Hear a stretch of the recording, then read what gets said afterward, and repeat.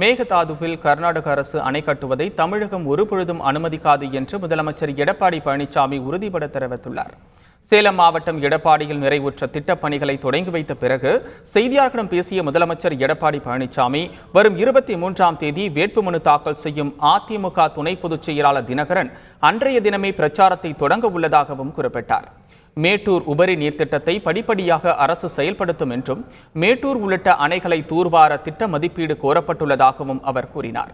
மேகதாதுவில் கர்நாடகம் அணை கட்ட ஒருபொழுதும் அனுமதிக்க மாட்டோம் என்றும் முதலமைச்சர் பழனிசாமி உறுதிபட தெரிவித்துள்ளார்.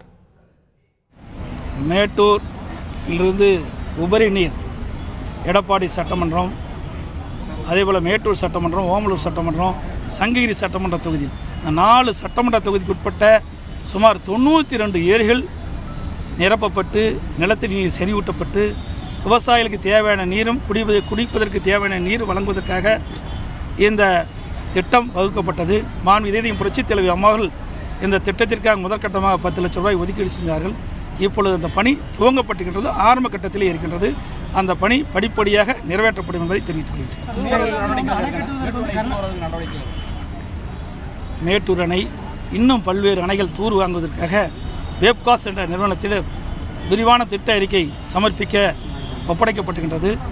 அந்த விரிவான திட்ட அறிக்கை கிடைத்தவுடன் அந்த பணி தூர்வாகின்ற பணி துவங்கப்படும். சார், மேகதாது அணை கட்டுவதற்கு கர்நாடக அரசு தீவிரம் காட்டி வருது. நம்ம தமிழக அரசு தடுப்பதற்கு ஏதாவது நடவடிக்கை எடுத்திருக்கிறதா சார்? மேகதாது அணை பொறுத்த வரைக்கும் ஏற்கனவே இதயம் புரட்சித் தலைவி அம்மாவுடைய ஆட்சியிலே உச்சநீதிமன்றத்தில் இடைக்கால மனு ஒன்று போடப்பட்டிருக்கின்றன. கர்நாடக அரசு அணை கட்டுகின்ற பொழுது மத்திய அரசுடைய அனுமதி பெற்றுத்தான் கட்ட வேண்டிய சூழ்நிலை இருக்கின்றது.